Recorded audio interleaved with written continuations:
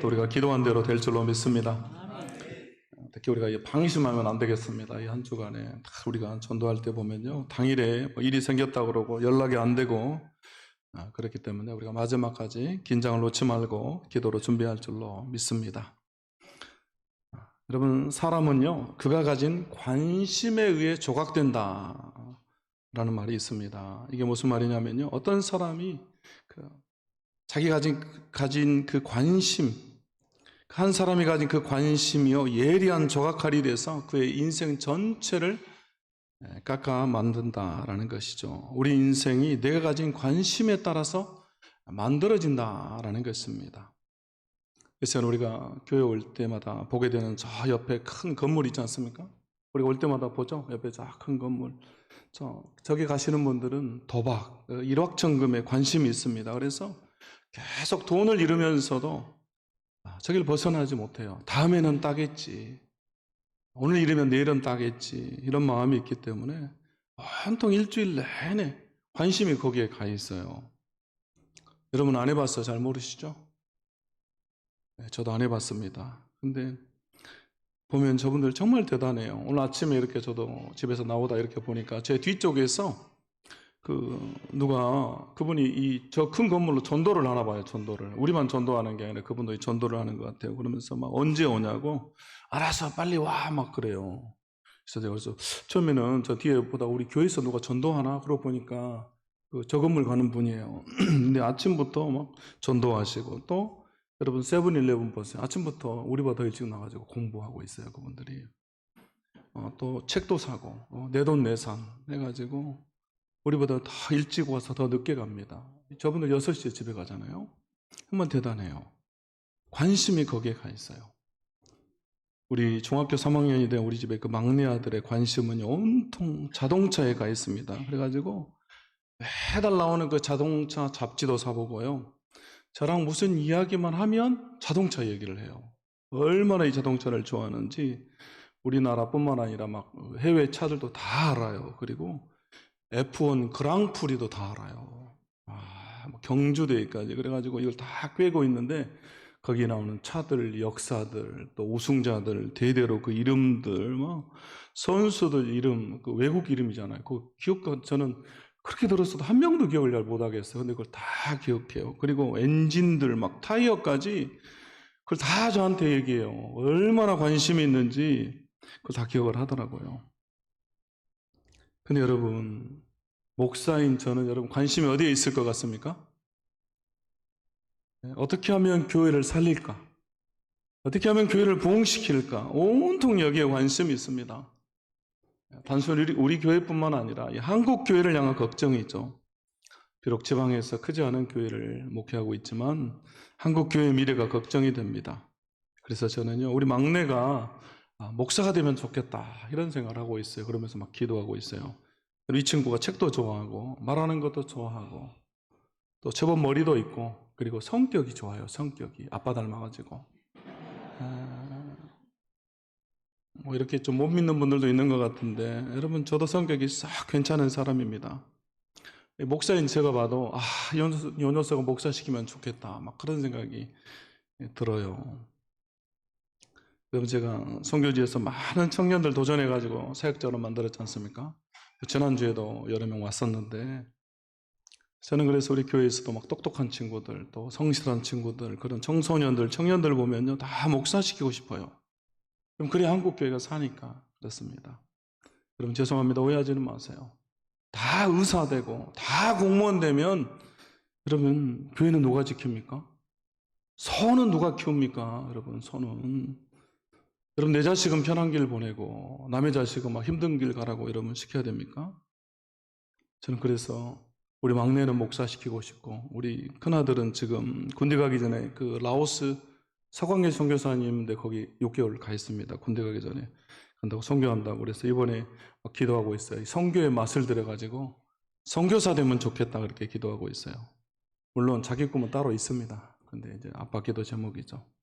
왜냐하면 제 관심이 온통 여기에 있기 때문에 선교, 전도, 한국교회, 또 우리 혜성교회 관심이 여기에 있기 때문에요. 이 관심이 저와 제 인생을 이렇게 조각해 가고 있는 겁니다. 여러분의 관심 어디에 있습니까? 여러분의 관심 어디에 있습니까? 지난번에 한번 말씀드린 적이 있는데요. 미국의 여론조사 기관인 퓨 리서치 센터에서 한국을 포함한 17개 선진국의 성인들 19,000명을 대상으로 설문을 했습니다. 그러면서 질문을 했는데 자신의 삶을 의미 있게 만드는 가치는 무엇인가? 이런 질문을 했습니다. 다시 말하면요. 네가 가장 중요하게 생각하는 게, 네가 가장 가치 있다라고 생각하는 게 뭐냐라는 질문입니다. 이 설문에 대답한 이 17개국 중에서 16개 나라의 사람들은 거의 대부분이죠. 1등으로 꼽은 게 뭐냐면요. 가족이었습니다. 가족이 가장 중요하다. 삶의 의미가 가족에게 있다라고 대답을 했습니다. 그리고 두 번째로는 직업과 건강을 택했습니다. 거의 비율이 비슷해요. 직업과 건강이 중요하다 이렇게 했고, 세 번째가 물질적인 풍요, 경제적인 이유를 댔습니다. 그런데 설문에 참여한 17개 나라 중에서 유일하게 단 한 나라, 여러분 어느 나라 같습니까? 대한민국 사람만 유일하게 1등으로 다른 것을 선택했습니다. 그럼 무엇을 선택했을까요? 여러분도 한국 사람이기 때문에 여러분 한번 대답을 해보세요. 한국 사람들이 생각하는 첫 번째, 자신의 삶을 의미 있게 만드는 1등, 가장 중요한 삶의 가치 1번은요, 물질적인 풍요였습니다. 물질적인 풍요, 돈이다라고 답했습니다. 한국 사람만 첫 번째 가치가 물질적인 풍요예요. 그리고 두 번째가 건강이고 세 번째가 가족. 그럼 여러분 대한민국 국민들의 관심이 지금 어디에 가 있는 겁니까? 여러분 한국 사람은 돈이 가족보다 중요하고 돈이 건강보다 중요하다고 선택을 한 겁니다. 그래서 여러분 요즘 젊은이들이 결혼을 안 하고 애를 안 낳는 거죠. 여러분 예전에는 사랑하면 결혼했잖아요. 그죠? 그 남자, 그 여자 막 사랑하니까 결혼해가지고 애도 낳고 그랬는데 지금은 뭐가 있어야 결혼합니까? 돈이 있어야 결혼해. 돈이 있어야 애를 낳아요. 다 돈으로 계산해요. 그래서 여러분 이 사회가 힘들어지는 거 아니겠습니까? 결국 우리는요, 내가 가진 관심에 따라서 살게 되어 있습니다. 그리고 여러분 그 관심이 우리를 조각해 간다, 우리를 만들어 간다라는 것입니다. 이런 관점에서 오늘 이 사도행전 8장의 말씀을 제가 보면서요, 많은 생각을 하게 됐습니다. 여러분 오늘 사도행전 8장은 먼저 예루살렘 교회에 찾아온 위기에 대해서 말하고 있습니다. 7집사 가운데 한 명인 스데반이 순교를 당합니다. 그리고 예루살렘 교회에 큰 박해가 일어납니다. 1절에 그렇게 나오죠. 그날에 예루살렘에 있는 교회에 큰 박해가 있어, 이렇게 나옵니다. 또 3절에 보니까 이렇게 나오죠. 우리 같이 한번 읽어보겠습니다. 3절 말씀 시작. 사울이 교회를 참멸할세 각 집에 들어가 남녀를 끌어다가 옥에 넘기니라. 아멘. 그럼 여기 나온 이 참멸하다라고 하는 뜻은 원래 이 멧돼지가 밭에 들어가가지고 밭을 엉망으로 만들어 버렸을 때, 밭의 농작물을 완전히 못 쓰게 만들어 버렸을 때 사용하는 그런 단어입니다. 그래서 파괴하다, 황폐하게 하다, 망하게 하다라는 뜻을 가지고 있습니다. 결국 무슨 말입니까? 생겨난 지 얼마 안 된 이 예루살렘 교회, 신생아와 같은 초대교회를 완전히 없애버리려고 했다라고 하는 것이죠. 그래서 오늘 1절에 이어서 뭐라고 나옵니까? 1절 말씀 보니까 사도들 외에는 믿는 자들이 다 유대와 사마리아 모든 땅으로 흩어졌다라고 기록하고 있습니다. 사도행전 2장에서 성령의 강림으로 시작된 교회. 여러분, 이 성령 강림절이죠. 그래서 여러분, 여러분 앞에 보입니까? 이 꽃들이 보입니까? 강단에 꽃을 장식하면서 어제 이분들이 진짜 놀랐어요. 성령 강림주일이라고. 여러분 막 불이 임하는 것 같지 않습니까? 이렇게 빨개 해가지고 놀랐어요. 이렇게 섬세하구나 이분들이. 성령이 임하는 것 같이 보고 이거 빨간색인데 그랬더니 성령 강림주일이잖아요 목사님 그러더라고요. 여러분 성령의 강림으로 태동에서 북일변도를 달리던 예루살렘 교회에 큰 위기가 찾아온 것입니다. 인간적인 눈으로 보면 초대교회는 더 이상 이제 소망이 없습니다. 다 흩어져 버렸어요. 사도들 외에는. 그런데 반전의 역사가 일어납니다. 오늘 4절 말씀 우리 같이 한번 읽어보겠습니다. 시작. 그 흩어진 사람들이 도로 다니며 복음의 말씀을 전할세. 아멘. 그 흩어진 사람들, 예루살렘에 임한 환난과 박해를 피해서 흩어진 이 성도들이 도로 다니면서 여러분 뭘 하고 있습니까? 예, 복음을 전하고 있습니다. 복음의 말씀을 전하고 있습니다. 여러분 말이 안 되지 않습니까? 여러분 말이 안 되잖아요. 어찌 보면 목숨을 부지하기 위해서 이들이 흩어진 겁니다. 살기 위해서 흩어졌습니다. 그러면 잠잠하게 있어야 되고요. 쥐 죽은 듯이 있어야 맞습니다. 그런데 그들은 가는 곳마다 복음을 전합니다. 예수가 그리스도라고 전하는 것입니다. 지금 이들의 관심이 무엇인지, 이들의 삶의 가치가 무엇인지를 우리에게 말해주고 있습니다. 지금 이들의 관심은 뭡니까? 복음이죠. 복음을 전하는 것입니다. 그래서 여러분 이들은요, 이 관심을 따라서 살고 있습니다. 자신들의 목숨을 걸면서까지 이렇게 살고 있습니다. 여러분 지난주에 우리에게 왔던 그 중국의 사역자들, 여러분 별로 관심이 없이 이렇게 보셨겠지만 저에게는 이 생명 같은 친구들이에요. 제가 또 사역자도 만들었고 또 저를 이어서 또 사역을 하고 있고 그러기 때문에 너무너무 소중한 친구들입니다. 근데 이제 그 친구들과 함께 온 자매가 한 명 있어요. 나이가 좀 더 많은 자매가 한 명 있는데 이 자매가 남편과 함께 수년째 중국의 무슬림들이 모여 사는 신장이라고 하는, 신장 위구르라고 하는 지역에서 사역을 하는 자매도 같이 왔었는데요. 그 자매가 그래요. 뭐라고 하냐면 정기적으로 공안들이 자기 부부를 불러가지고 너희를 내가 지켜보고 있어. 그런데요. 너희를 내가 다 지켜보고 있어. 조심해. 이렇게 맨날 얘기하는데요. 불러가지고 위협하면서. 자기 나라 사람이니까 쫓아내지는 못하잖아요. 항상 불러가지고 위협한다는 거예요. 주기적으로. 그리고 또 1년씩 집 계약을 하는데 집 계약할 때가 되면 집주인들이 막 방도 안 빌려주고 그래가지고 너무 힘들어서 최근에는 돈을 빌려가지고 집을 사버렸대요. 그래서 제가 물어봤어요. 야, 너 거기서 평생 살 거냐? 이렇게 물어봤더니 자기들은 평생 거기서 살면서 그들에게 복음을 전하겠다. 그렇게 말해요. 여러분 무슬림 지역은요, 선교지 중에서 가장 어려운 데입니다. 여러분 영적인 눌림이 있어요. 복음을 전할 수 있고 없고를 떠나서 영적인 눌림이 있습니다. 그래서 우울증에도 많이 걸리고 너무너무 힘들죠. 그런데다가 이 공안들까지 위협하잖아요. 그러면 상식적으로는 여러분 그곳을 떠나야 맞습니다. 여러분 집을 안 사는 게 맞아요. 근데 반대로 집을 사버렸어요. 그러면서 죽어도 거기서 죽고 살아도 거기서 산다. 그러면서 자기가 한국 선교사들한테 배운 게 그거래요. 오늘 본문에 초대교회 이 성도들처럼 여러분 관심이 달라요. 복음에 관심이 있는 거죠. 이제 오늘 5절 말씀에 보면요, 흩어진 사람들 중에 돌아다니며 복음의 말씀을 전하는 한 사람을 소개하고 있습니다. 우리 5절 말씀 같이 함께 읽어보겠습니다. 시작. 빌립이 사마리아 성에 내려가 그리스도를 백성에게 전파하니. 아멘. 7 집사 중에 하나인 빌립에 대해서 소개를 하는데요.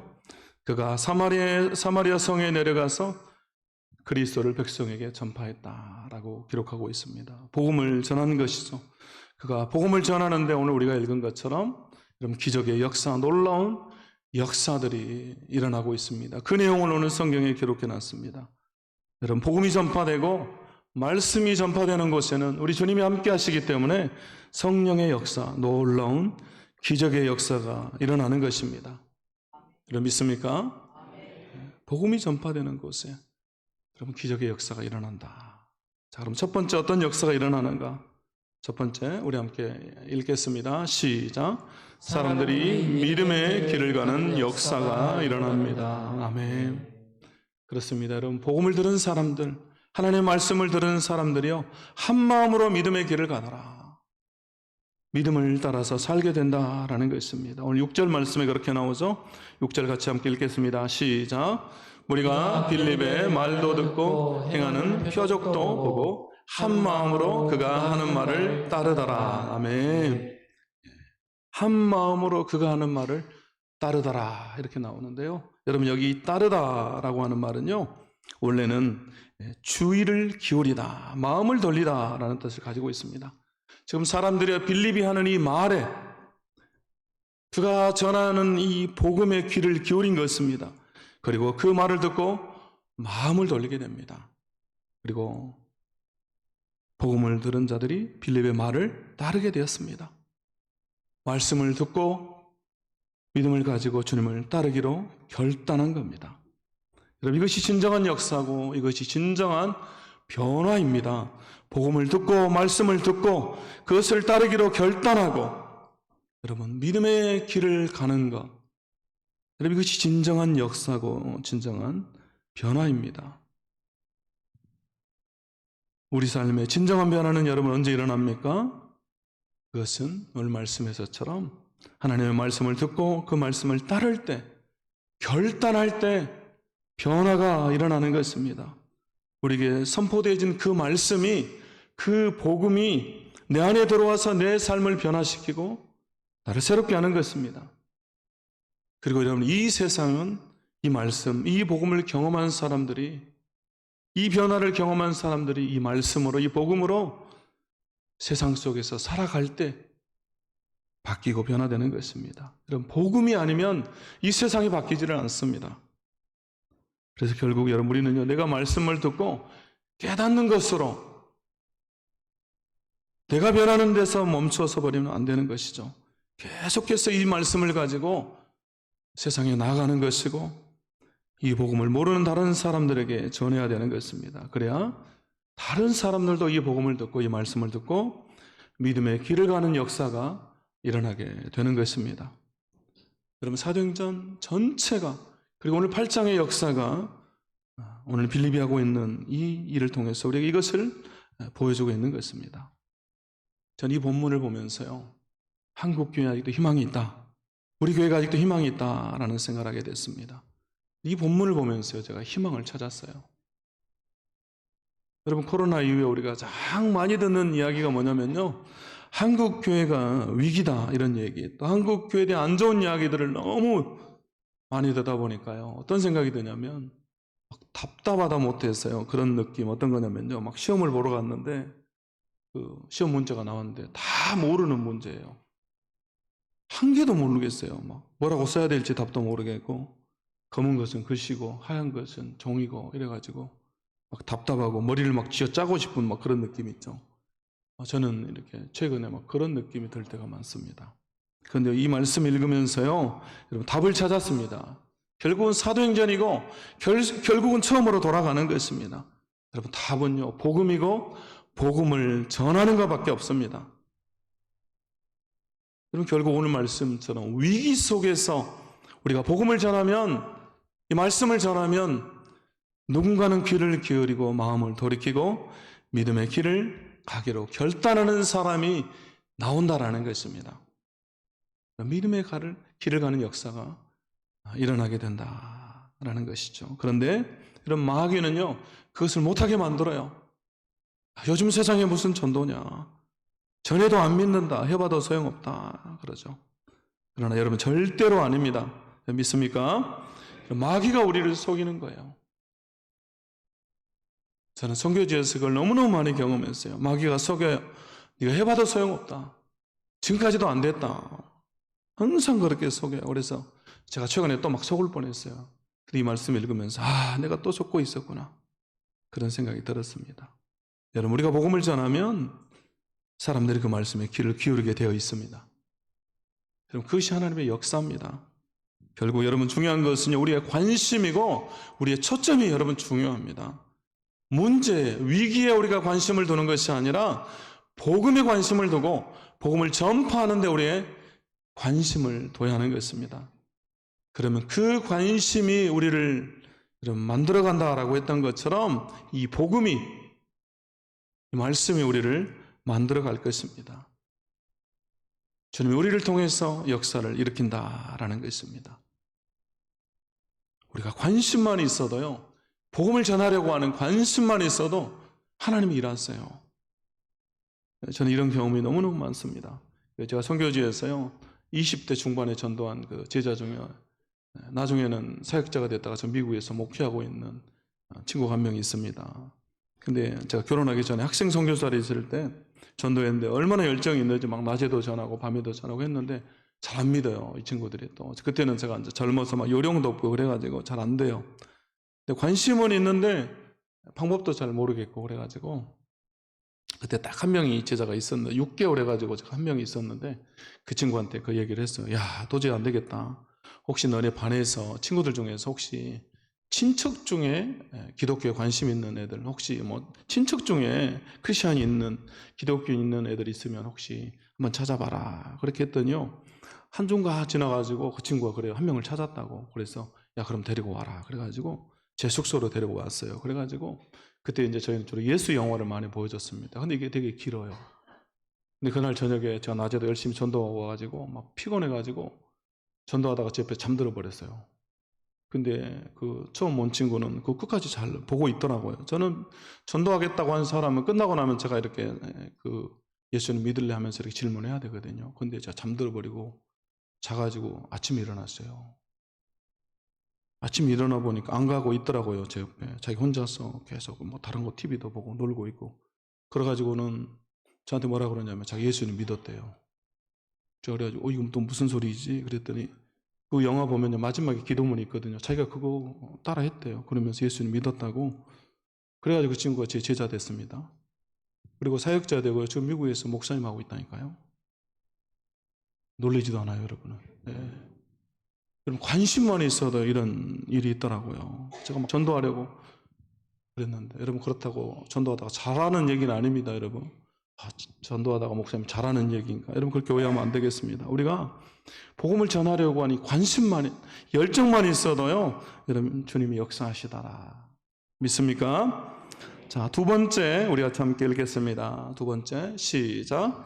사람들에게 진정한 회복의 역사가 일어납니다. 아멘. 예수님을 통해서 일어났던 치유와 기적이 빌립을 통해서도 일어납니다. 그래서 많은 사람들에게 붙었던 더러운 귀신들이 나가고 중풍병자와 못 걷는 사람들이 일어나 걷게 되는 역사가 일어납니다. 자, 7절 말씀 함께 읽겠습니다. 시작. 많은 사람에게 붙었던 더러운 귀신들이 크게 소리를 지르며 나가고 또 많은 중풍병자와 못 걷는 사람이 나으니. 아멘. 복음을 들은 사람들에게 영적인 회복뿐만 아니라 예수를 믿음으로 영적인 회복이 일어났습니다. 그 외에 육체적인 회복, 치유와 기적도 함께 일어나고 있습니다. 여러분 이것은요 단순히 병이 나았다, 귀신이 떠나갔다라는 것만을 여러분 말하는 것이 아닙니다. 여러분 한번 생각을 해보세요. 우리 집에서 한 사람이 여러분 귀신에 들렸다라고 한번 생각을 해보세요. 누군가 가족 중에 아주 심한 병에 걸렸다, 아니면 걷지 못할 정도로 심한 사고를 당했다 라고 한번 생각해 보세요. 누가 이렇게 심하게 가족 중에 한 명이 이렇게 다치면 여러분 어떻습니까? 여러분 그 사람뿐만 아니라 온 가족이 거기에 매어버리죠. 그리고 심하면요 경제적인 파탄이 올 수도 있고 여러분 가정이 파괴될 수도 있습니다. 여러분 그 이야기가 성경에 나와요. 마가복음 5장에 보면요 12회를 혈루증으로 알아온 여자 이야기가 나옵니다. 혈루증으로 인해서 이웃사 저웃사 다 찾아다니면서 고생합니다. 그리고 고생은 고생대로 하는데 나중에 모아놓은 재산도 다 날려버리고 병 고치는데 재산도 다 써버리죠. 오히려 병만 더 위중해집니다. 그러다가 예수의 소문을 듣고 와서 이 옷자락을 만지잖아요.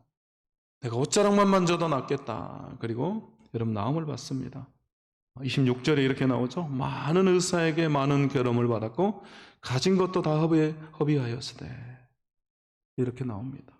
그럼 여러분 이 여인이 병을 나은 것은 그냥 병만 나은 것입니까? 그럼 아닙니다. 그 인생 전체가 회복된 거 아니겠습니까?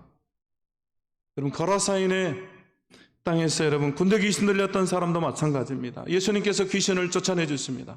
그리고 그 사람이 예수님을 따르기를 원하는데요, 예수님께서 그를 집으로 돌려보내시죠. 누가복음 8장 이렇게 나옵니다. 39절에 집으로 돌아가 하나님이 내게 어떻게 큰 일을 행하셨는지를 말하라 이렇게 말합니다.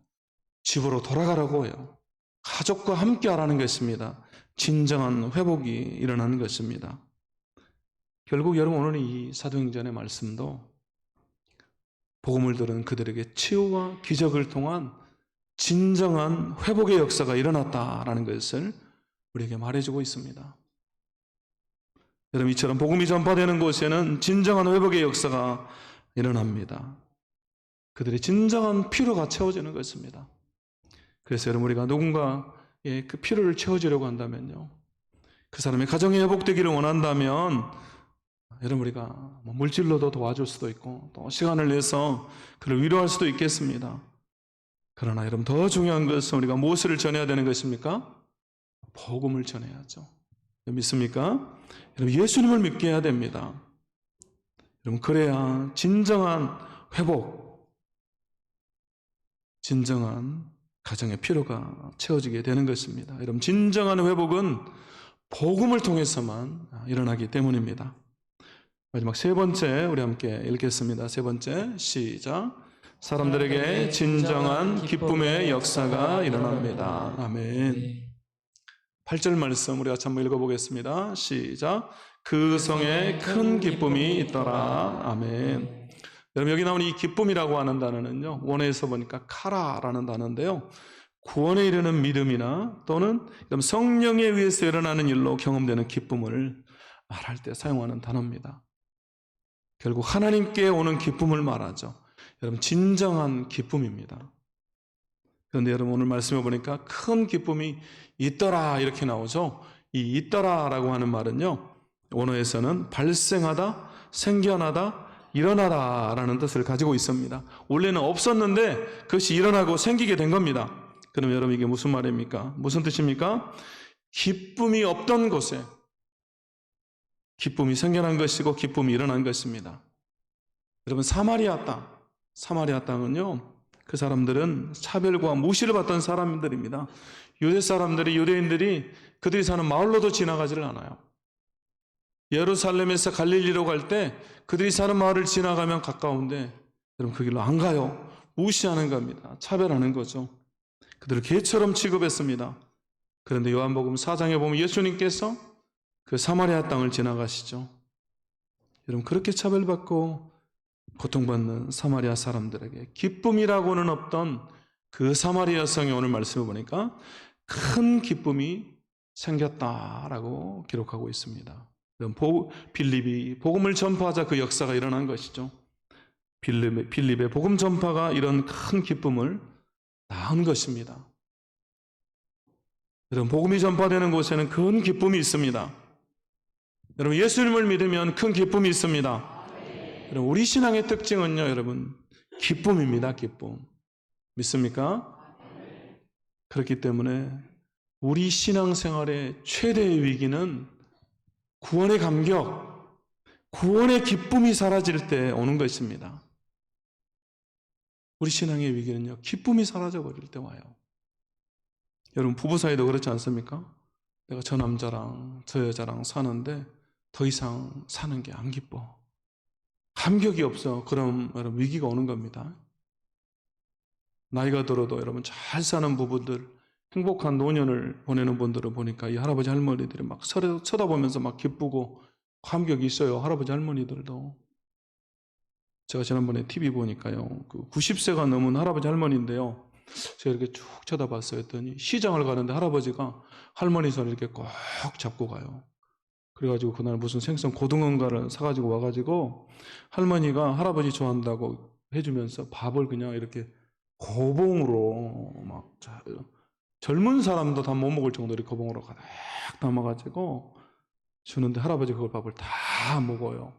그리고 기뻐가지고 이렇게 쳐다보니까 또 할머니가 너무 좋아가지고 그 믹스커피를 타주는데 할아버지가 먹고 나면 그 밥그릇, 밥풀떼기 묻어있는 그 밥그릇에다가 믹스커피를 또 타줘요. 근데 또 할아버지가 너무 좋아가지고 할머니를 막 쳐다봐요. 막 제가 보면서, 이야, 90세가 넘어도 저럴 수 있구나, 막 그런 생각이 들었습니다.